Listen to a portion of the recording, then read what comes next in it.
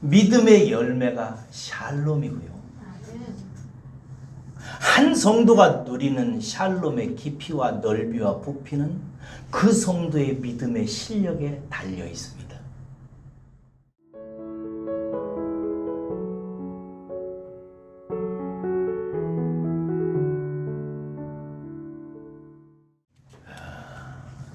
지난주 우리는 아브라함을 통해서 하나님께서 보여주신 복의 길에 대해서 살폈습니다.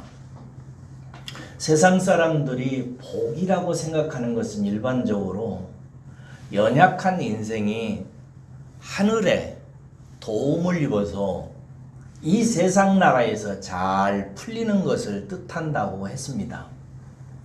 그리고 이 세상 나라의 이 복의 개념은 사실은 하늘로부터 하나님이 주시는 진짜 복을 설명하는 그림자 개념과 같다고 하였습니다.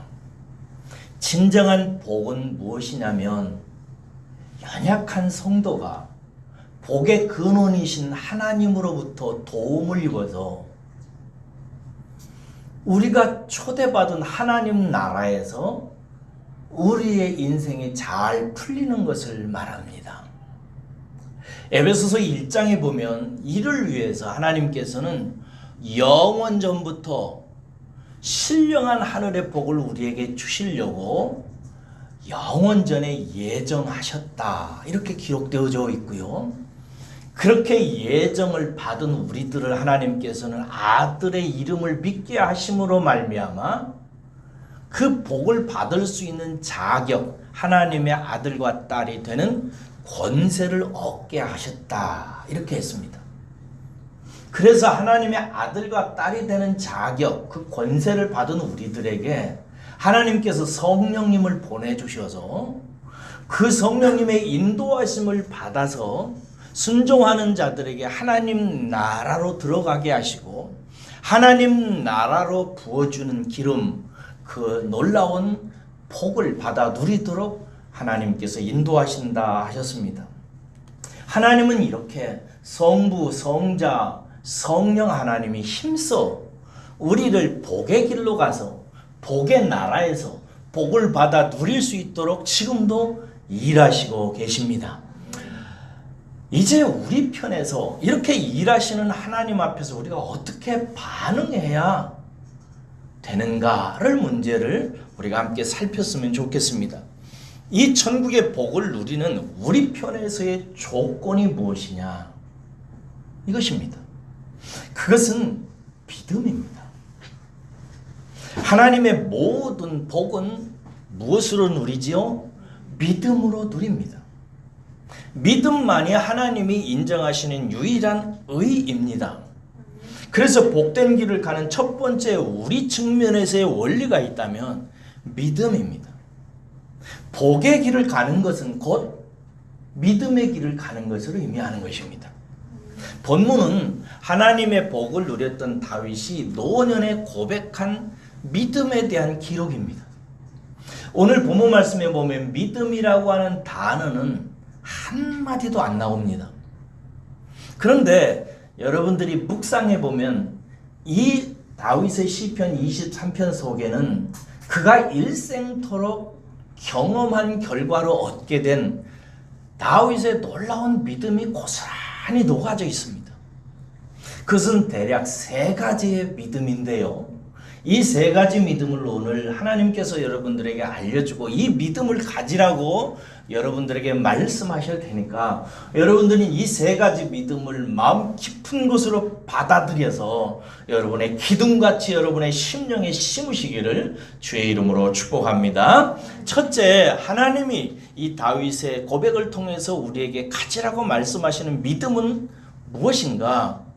하나님에 대한 믿음입니다.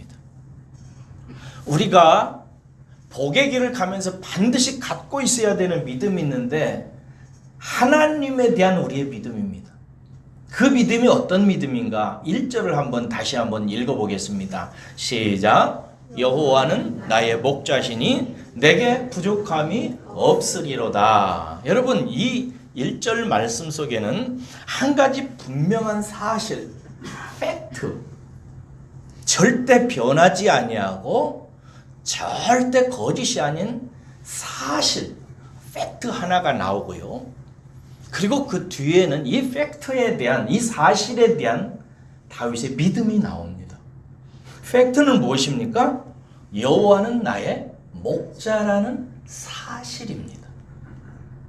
어떤 사람은 이 사실을 아는 사람도 있고 모르는 사람도 있고, 어떤 사람은 알지만 믿지 않는 사람도 있고, 어떤 사람은 확실히 믿는 사람이 있지만 믿든 안 믿든 알든 모르든 상관없이 저와 여러분들과 하나님과의 관계에서 하나님은 우리의 목자이십니다. 할렐루야. 이게 사실입니다.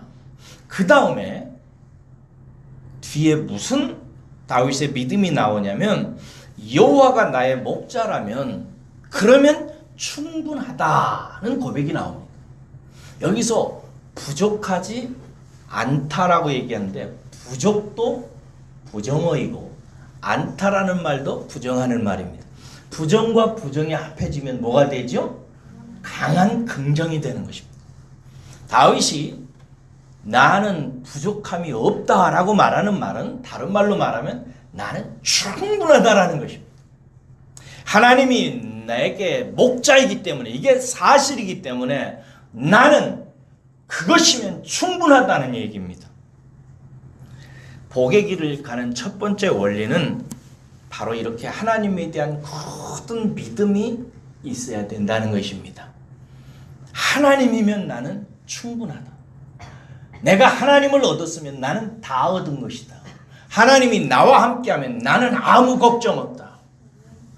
이 하나님에 대한 충분성, 이것이 여러분의 심령에 깊이 뿌리박는 것, 이것이 복의 길을 가는 첫 번째 믿음의 내용입니다. 그런데 어떤 사람은 하나님이면 충분하다고는 이 진리가 충분히 거하는 사람이 있고, 어떤 사람은 하나님이 나의 목자심에도 불구하고 충분하다는 느낌이 안 오는 사람이 있습니다.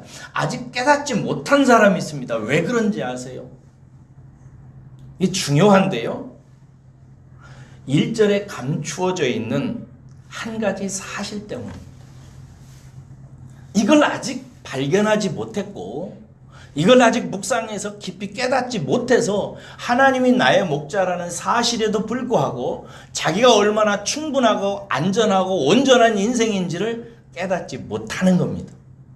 1절에 감춰져 있는 팩트, 그리고 그 팩트에 대한 깨달음이 없어서 그래요. 그게 뭘까요?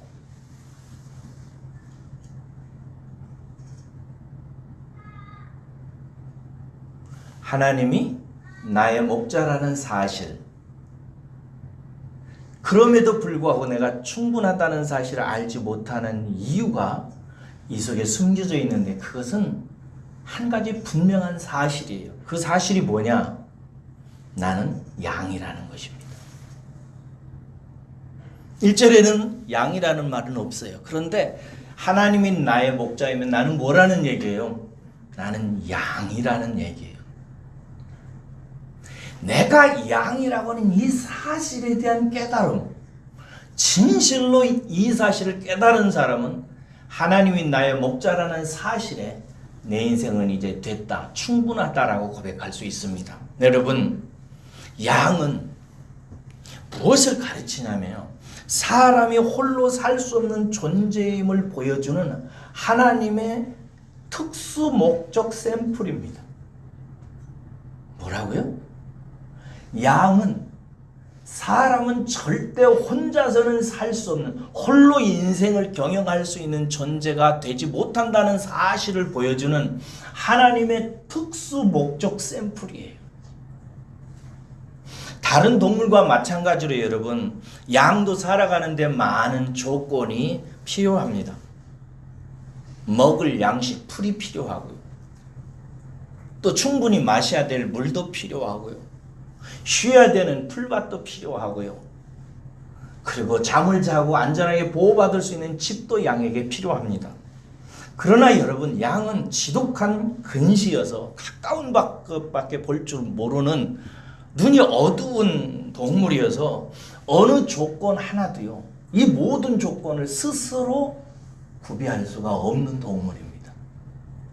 먹는 풀, 마실 물, 어디에서 쉬어야 되는지, 잔디밭이 어디에 있는지, 집을 어떻게 지어야 되는지 하나도 모릅니다.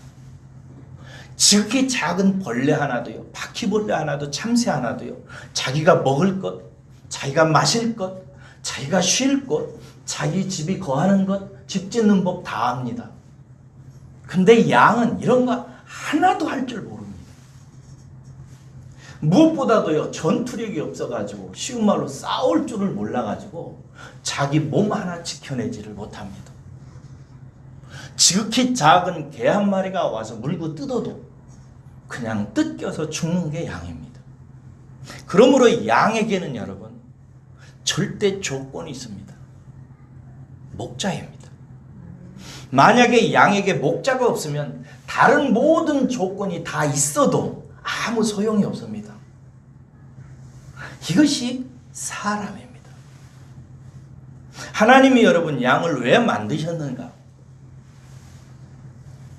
절대 조건으로서의 목자가 반드시 필요한 게 사람이고, 그 사람에게 참된 목자는 하나님 한 분뿐이라는 사실을 알려주고, 그 하나님이 나와 함께하면 충분하다는 사실을 알려주기 위해서 하나님께서 양을 만드신 것입니다.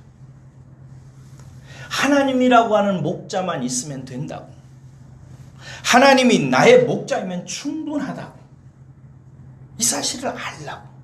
그런데 상당수의 사람들은 다른 조건은 다 차지해 보려고 해요. 그러나 목자에 대해서 잘 몰라요. 왜? 자기가 양이라는 사실을 아직 몰라요. 깨닫지 못해요. 우리는 어디에 참된 양식이 있는지, 무엇이 나를 정말로 쉬게 하는지, 내 영혼에 잠을 자게 하고 쉼을 얻게 되는 인생의 집이 무엇인지, 내가 정말 기쁨을 얻게 되는 조건을 내가 어떻게 갖춰야 되는지 사람은 모릅니다. 그래가지고 우상으로 대신해요. 돈이 있으면 내가 충분히 먹을 수 있다고, 옷이 있으면 내 영혼이 따뜻하다고, 휴일이면 밖에 나가서 풀해놓고 강을 구경하면 내가 쉴 것이라고, 아파트 잘 장만하고 고급 주택 장만하면 내가 안전할 것이라고 믿는 바보들이에요. 세상 사람들은 다 이런 조건을 갖추면 괜찮을 거라고 생각이 들어요. 그러나 여러분, 이것은 바보들의 생각입니다. 하나님께서 양을 만드신 이유는 간단해요. 양에게는 절대 조건이 있다고. 하나님이라고는 목자가 있어야 된다. 그리고 하나님께서 친히 목자가 되셔서 너희 앞에 나타나시니 나를 발견하고 내가 너희와 함께하니 너희들은 이제 평안하라고 말씀하고 계신 것입니다. 제가, 여러분들도 아마 그러실 거예요. 모두 다 양들이 있는 목장을 가기를 좋아합니다. 여러분 목장 다 가보셨죠? 강원도 평창에 가면 양떼 목장이 있는데요. 저도 몇 차례 이렇게 가봤습니다. 거기요. 그런데 사람들이 목장에 가서 느끼는, 그리고 느끼게 되는 감정은 딱 한 가지로 대표될 수 있습니다. 그게 뭐예요? 평안한 거예요. 양들을 보면서 사람들이 느끼는 것은 너무나 평안함을 느껴요. 그런데 여러분, 그 평안이 어떤 평안입니까? 양이 먹을 것을 스스로 구하는 것을 여러분이 보셨습니까? 양이 지은 집에서 그들이 평안히 거하는 것을 보면서 기뻐합니까? 그렇지 않아요. 게다가 목장은 다 산에 있어요. 산은 위험한 곳이에요. 언제 어떤 짐승이 나타나서 그 전투력이 싸울 줄도 전혀 모르는 양을 해칠지 위험이 가득한 곳에 목장이 있어요. 그런데 여러분, 양들은 거기에서 평안히 쉬고 있습니다. 그리고 평안히 쉬는 것을 모든 사람들이 다 보면서 평안을 느낍니다. 그 평안의 이유가 뭐예요? 그 평안의 근원이 어디서부터 온 거예요? 양 자신입니까? 여러 가지 조건들이에요? 아니에요. 그들을 지키는 목자가 있기 때문입니다. 그들에게 모든 조건을 주는 목자, 목동들이 거기에 살고 있어요. 함께 하고 있어요. 그래서 그 목동들이 있기에 양들은 편안히 거기서 쉬고 있고, 그렇게 평안히 쉬는 양들을 보면서 우리는 그들에게 임해서 실제가 된 평안을 보는 것입니다. 양떼 목장에서 하나님께서 우리에게 보여주려고 하는 광경은 그거예요. 너희들도 이래야 된다. 너희들도 이 진리를 봐야 된다고. 내가 너희들의 목자라고 말씀하고 있는 것입니다. 이게 안 오는 이유가 있다면, 하나님이 나의 목자라는 사실이라 그 사실 팩트를 모르든지, 아니면 내가 양이라고 하는 사실을 아직 깨닫지 못해서 내 생각과 내 뜻대로 그래도 내가 뭘 할 수 있다고 생각해서 내가 할 수 있는, 내가 조성할 수 있는 조건으로 나의 샬롬을 만들어내려고 하는 욕구가 강하든지, 이런 것들에 지배되고 있기 때문입니다. 사랑하는 여러분, 올 한 해 동안 복의 길을 가면서 하나님이 나의 목자라는 사실을, 이 사실 앞에 다윗처럼 그럼 나는 충분합니다. 나는 됐습니다. 나는 안심입니다, 하나님. 라고 말할 수 있는 한 마리의 작고 연약한 양을 보시기를 주의 이름으로 축원합니다. 복의 길을 가는 성도에게 요구되는 두 번째 믿음이 있어요. 충분하신 목자 하나님이 우리 문제를 해결하신다는 사실을 믿는 믿음이에요. 여러분, 인생에게는 네 가지 핵심적인 문제가 있습니다. 이게 이제 본문 2절부터 5절까지 나오는데요. 이 네 가지 핵심 난제를 여러분들이 아시고, 이 핵심 난제를 통해서 하나님께서 인생의 모든 것을 다 해결해 주신다는 사실을 오늘 이 아침에 알고, 나의 모든 문제, 인생의 모든 문제를 하나님께서 해결하신다라고 하는 믿음을 가지시기를 축복합니다. 첫째, 모든 인생이 만나게 되는 난제 네 가지가 있어요. 2절에 보면은 먹고 사는 문제입니다. 첫째, 뭐 성도든 불신자든 일단 먹고 살아야 될 거 아니에요. 이게 인생의 문제예요. 핵심 문제입니다. 그 다음에 보면은 보다 더 중요한 문제가 있어요. 3절이죠. 영혼이 살아서 소생해서 하나님이 인정하시는 바른 길로 가는 문제예요. 세 번째, 그런데 그 길을 가는 성도는 고난이 따라요. 그 구원받고 의로운 길로 가는 모든 사람들은 다 고난을 겪게 됩니다. 왜 고난이 있는가? 고난을 통해서 인생이 무엇인지, 내가 얼마나 연약한지, 어떻게 살아가야 되는지, 내게 필요한 것이 무엇인지, 궁극적으로 하나님의 영광을 나타내기 위한 인격적인 존재로 어떻게 빚어가야 되는지 등을 깨닫게 되기 때문에 그렇습니다. 고난은 그런 것을 다 보게 하고 깨닫게 합니다. 네 번째 인생이 만나는 문제가 뭐냐? 5절인데 영적 전쟁의 문제입니다.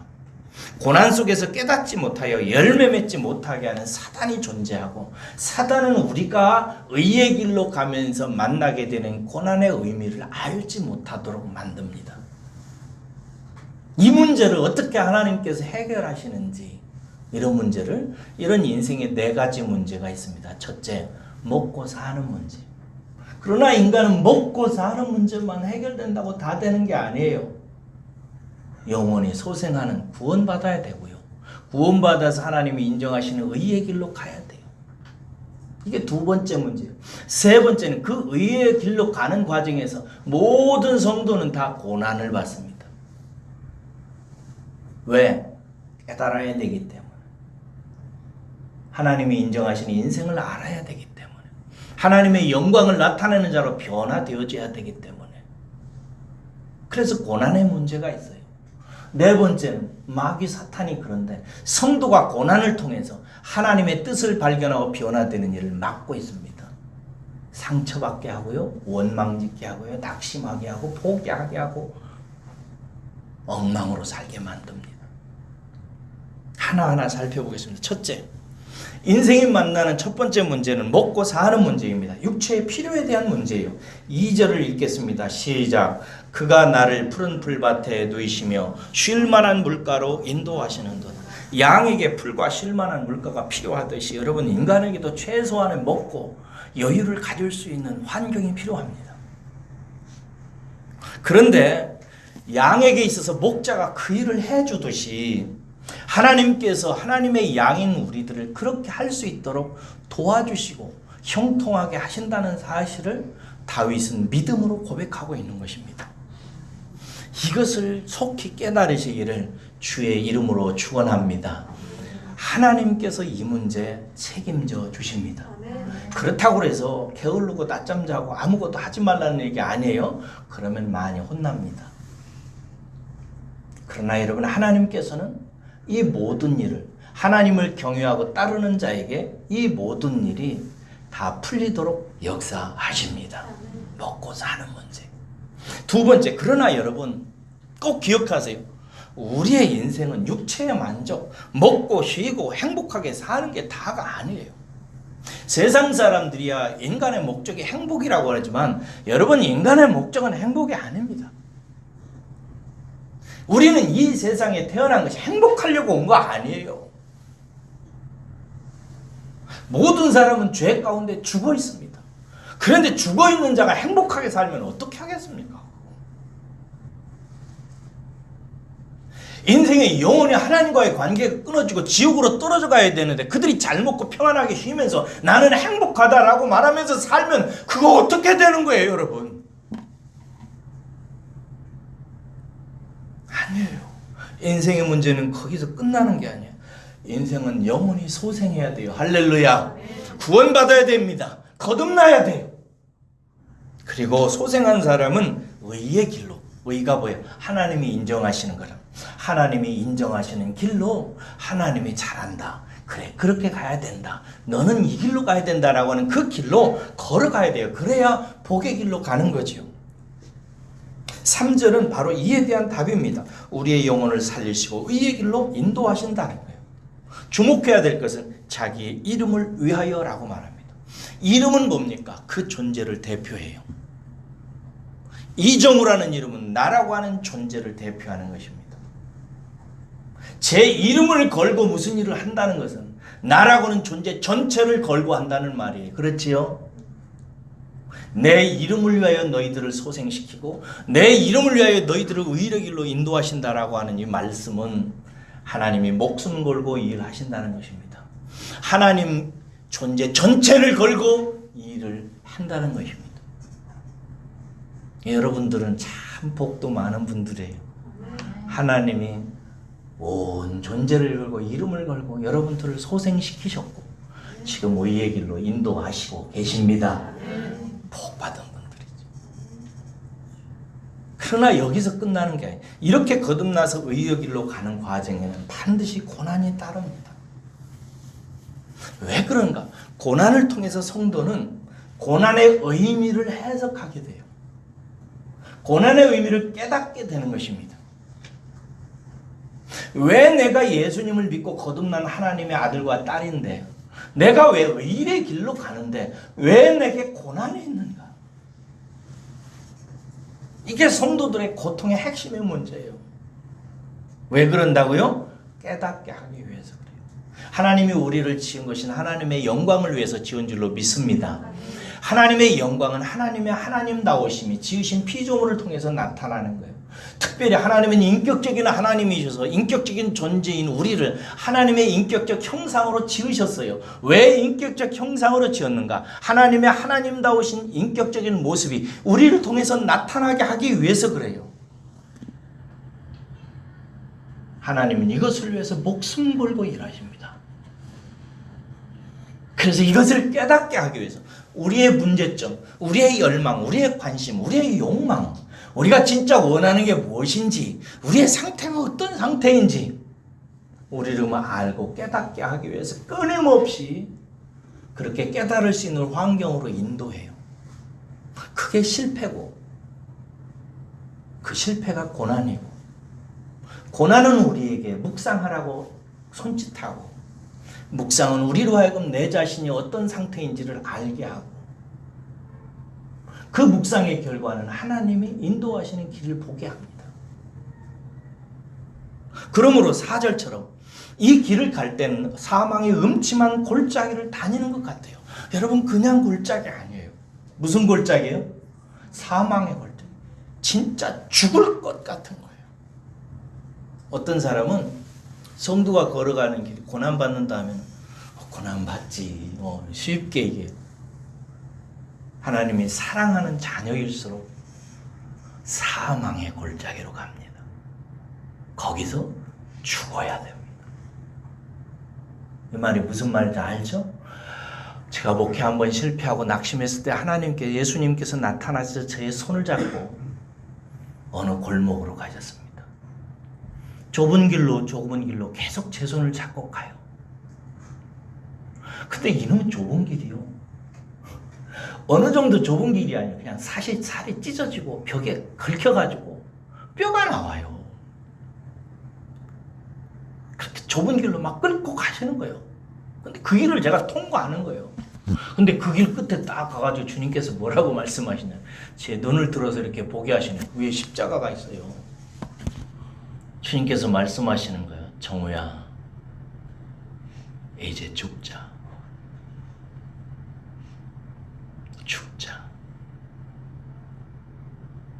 사망의 엄침한 골짜기예요.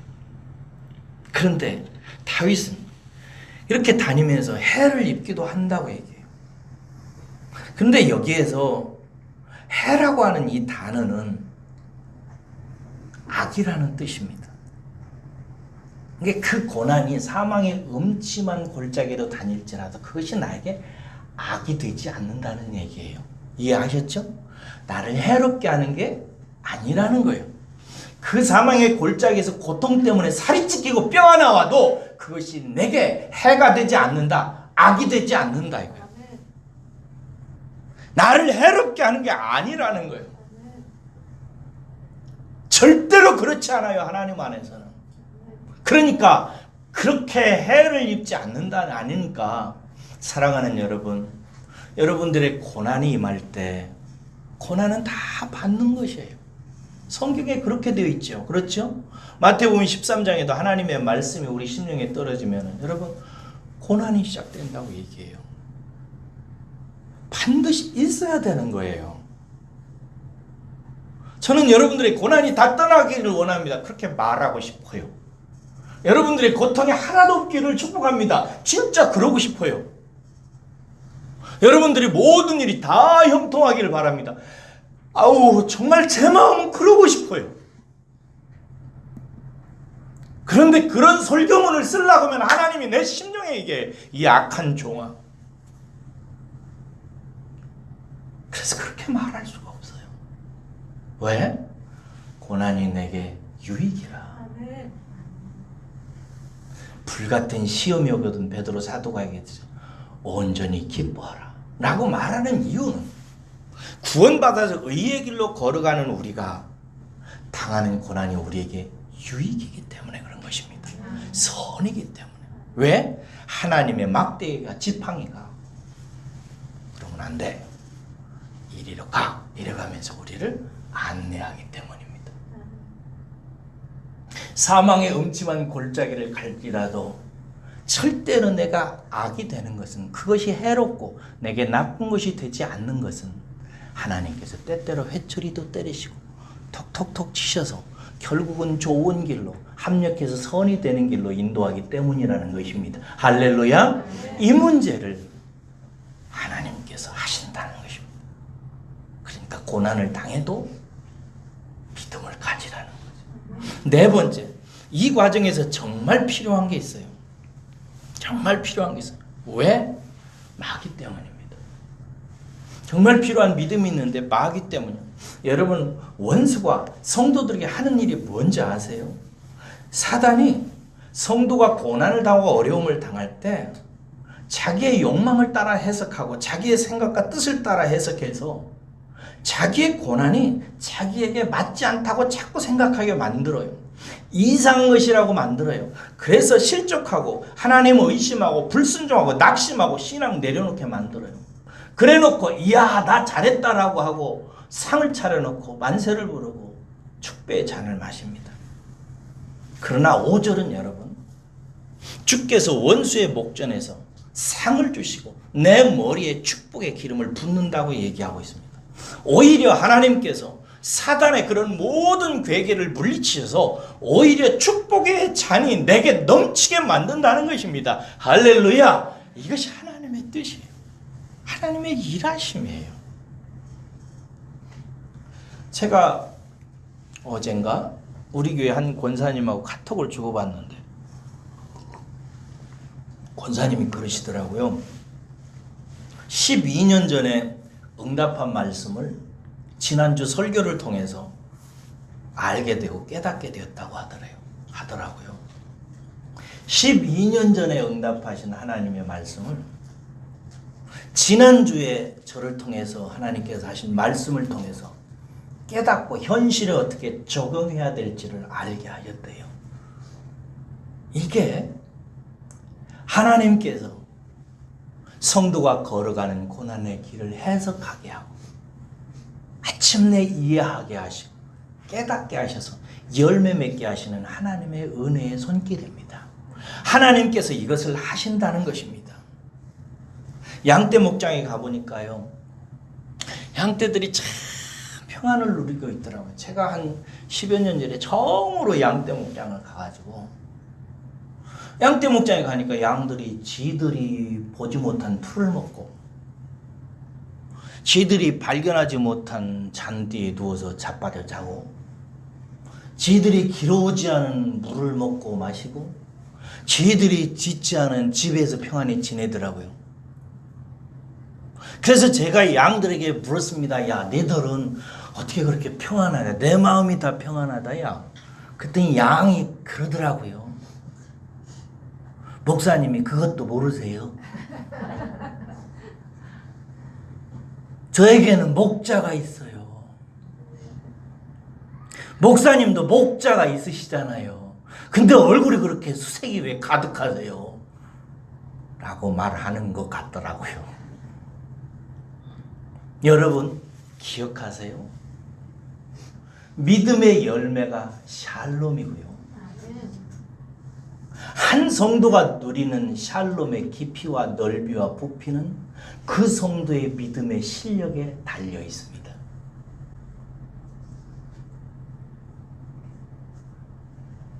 믿음의 열매가 샬롬이고요. 한 성도가 누리게 되고 경험하게 되는 샬롬의 깊이와 넓이와 부피는 그 성도의 믿음의 실력을 보여줍니다. 어떤 분은 이런 얘기하면 자신의 믿음이 없음을 인하여 절망하는 사람이 있습니다. 좀처럼 이런 말씀이 마음에 와닿지 않고 깊은 믿음에 이르지 않기 때문입니다. 나는 아무래도 그런 길과는 상관이 없는 것 같이 보이고 너무 요원해 보인다고 생각하는 사람이 있습니다. 그러나 여러분 너무 염려하지 마세요. 저는 이것을 젊었을 때는 전혀 몰랐어요. 제가 했던 말이 있어요. 성경을 읽다 보니까 하나님께서 끊임없이 이렇게 당신을 소개하세요. 나는 아브라함의 하나님, 이삭의 하나님, 야곱의 하나님이다 라고 얘기해요. 그래서 저는 그 말씀을 읽다가 젊었을 때 굉장히 반발이 일어났어요. 내게 필요한 것은 아브라함의 하나님이 아니고 내게 필요한 것은 이삭의 하나님도 아니고 내게 필요한 것은 야곱의 하나님도 아닙니다. 왜냐하면 나는 아브라함이 아니고 나는 이삭이 아니고 나는 야곱이 아닙니다. 나는 이정우입니다. 이정우에는 이정우의 하나님이 필요합니다. 이정우의 하나님은 어디 계십니까? 참 잘났어. 근데 나중에 보니까 아브라함의 하나님이 내 하나님이더라고요. 이삭의 하나님이 내 아버지더라고요. 야곱의 하나님이 바로 내 아버지더라고요. 아브라함을 사랑하시고 아브라함을 붙드시고 이삭과 야곱을 인도하셔서 하나님의 영광을 나타나게 하신 그 손길의 하나님은 바로 나를 붙들고 가시는 손의 하나님이시더라고요. 그래서 우리에게는 여러분 또 다른 믿음 하나가 발견되어져야 됩니다. 그 세 번째 믿음이 뭔가 6절에 있어요. 6절 한번 읽어볼까요? 시작. 내 평생의 선하심과 인자하심이 반드시 나를 따르리니 내가 여호와의 집에 영원히 살리로다. 여러분, 나는 부족하고 나는 깨닫지 못하고 나는 무지하고 목매해도 하나님은 말씀하시고 말씀하신 그 하나님은 내 평생의 선하심과 인자하심으로 나를 따라다니십니다. 여기 보면 선하심이라는 말, 이 선이라는 말이 히브리 말로 뭐냐면요, 토브라는 말이에요. 혹시 토브라는 말 들어보셨어요? 들어본 분 계시죠? 좋다는 말이죠. 근데 이 토브라는 말이 처음 나올 때 어디에 나오죠? 창세기 1장에 나와요. 하나님이 하늘과 땅과 모든 것을 6날 동안 다 지으시잖아요. 그리고 나서 마무리 될 때마다 하나님 뭐라고 하시죠? 보시기에 좋았더라. 토브 이러시는 거예요. 이 토브라는 말은 그래서 뜻이 이런 뜻이에요. 하나님이 말씀하신 그대로 나타난 모습을 말해요. 하나님이 세상을 말씀으로 창조하시잖아요. 말씀으로 창조한, 말씀으로 명하신 그대로 나타난 결과를 보고 하나님께서는 평가하시기를 좋구나 라고 말씀하시는. 그러니까 하나님이 토부하시다는 말은 무슨 뜻이에요? 하나님이 당신에 대해서 성경에서 말씀하신 그대로 나타나신 모습을 말하는 거예요. 하나님은 당신이 어떤 분이신지를 성경에 그대로 다 말씀하셨어요. 많이 읽으셨죠? 하나님은 어떤 분이신지? 하나님은 당신이 말씀하신 그대로 당신이 좋은 분이세요. 그렇게 나타나셨어요. 그리고 그 다음에 인자하심이라는 말이 히브리 말로 뭐냐면 헤세드라는 말이에요. 헤세드라는 말 아시죠? 하나님의 사랑을 나타내는 혹은 은혜를 나타내는 말이에요. 그런데 특별히 사랑을 나타내는 말이 여러 가지가 있는데 그 중에서 가장 강렬한 사랑을 나타낼 때 쓰는 말인데 불멸의 사랑이라는 뜻을 갖고 있어요. 하나님은 불멸의 사랑이시다는 거예요. 변치 않는 사랑이라는 뜻입니다. 그리고 그 다음에 선하심과 인자하심이 정녕 반드시 나를 따른다고 얘기했는데 여기 따른다는 말이 또 기가 막힌 말이에요. 이 따른다는 말은 어떨 때 쓰여지는 단어냐면요, 철천지 원수를 끝까지 추적할 때 쓰는 말이에요. 여러분, 사람이 어떤 대상을 끝까지 쫓아가는 때 그 쫓아가는 대상은 누구일까요? 웬수지요. 자기의 아내를 주겠다든지 자식을 주겠다든지 뭐 자기의 인생을 다 막 망하게 했다든지 이런 가지 도저히 용서할 수 없어서 따라가기 시작하는데 그 따라가는 인간의 유일한 최종적인 대상은 원수입니다. 이게 철천지 원수를 끝까지 따라다닐 때 사용하는 이 말을 하나님께서는 당신이 선하시고 인자하셔서 우리들을 끝까지 따라다니면서 끝까지 붙드셔서 끝까지 그 일을 하신다는 거예요. 이게 보통 강조가 아니라는 거 아시겠죠? 굉장한 강조인 것입니다. 이 강조가 맞는 것은 실제로 하나님께서 선하시고 인자하셔서 우리를 좋은 사람 만드셔서 당신의 나라에 영원히 살게 하기 위해서 어느 정도 간절한 열망을 가지고 우리를 따라 붙으시냐면 아들을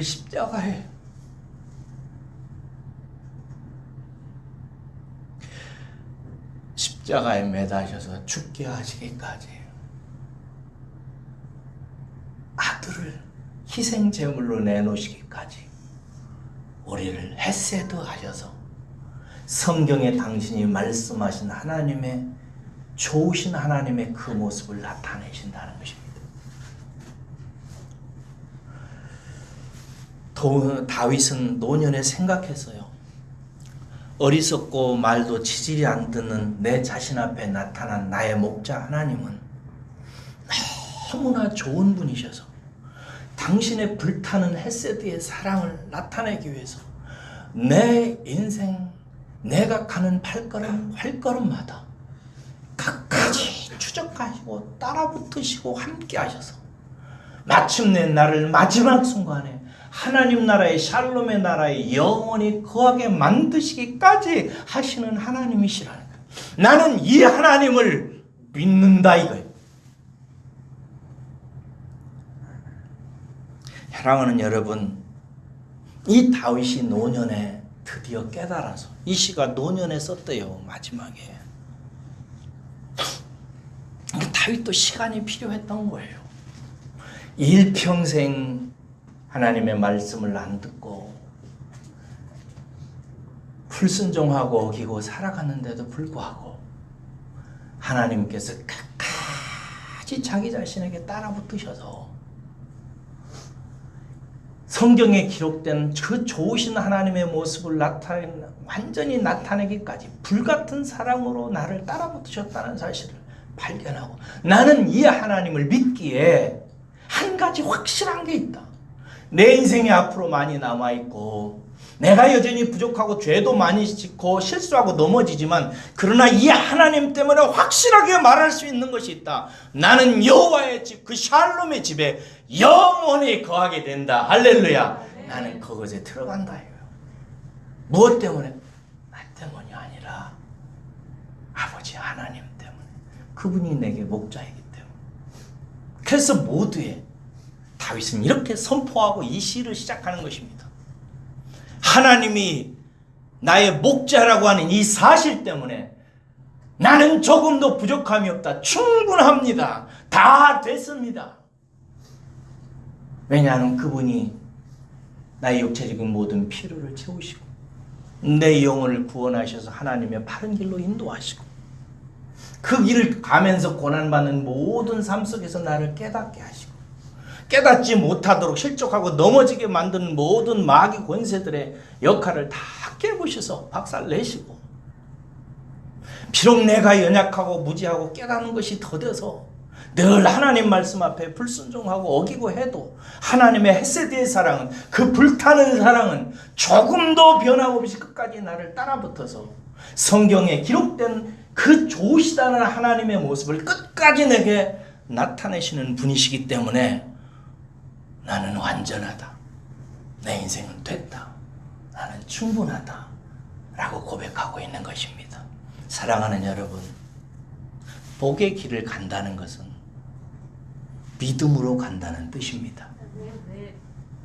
그리고 그 복의 길을 가는 그 믿음은 하나님이 나의 목자라는 사실, 그래서 충분하다고 하는 믿음을 갖는 것을 말하고 그 충분하신 하나님이 내 인생의 모든 문제를 다 해결하실 것을 믿는 믿음을 말하고 그렇게 하는 하나님은 좋고 선하고 인자하셔서 끝까지 나를 사랑하셔서 나를 천국에 살게 하시기까지 인도하실 것을 믿는 믿음입니다. 이 믿음을 가지고 걸어가는 사람, 이 믿음을 가지고 생각하고 걸어가는 사람의 길이 어찌 기쁘지 아니하겠습니까? 올 한 해 동안 저와 여러분들이 이 믿음을 꼭 얻으시기를 주의 이름으로 축복합니다. 우리 시간에 기도하겠습니다.